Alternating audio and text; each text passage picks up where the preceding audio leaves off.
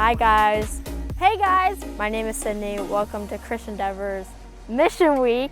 Hi guys, I'm Diana. This is my third year doing Mission Weeks, and I just love coming to Mission Weeks because I think it's so fun to be with all the people and be able to do all these fun things that we don't really get to do other times during the year.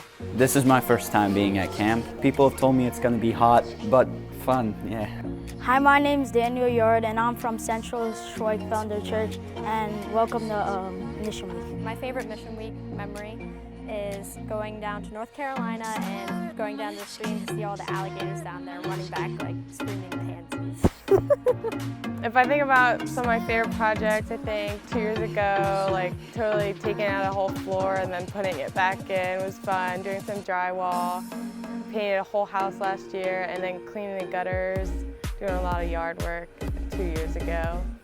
That was good. This is my first year and I'm really excited to be involved with this.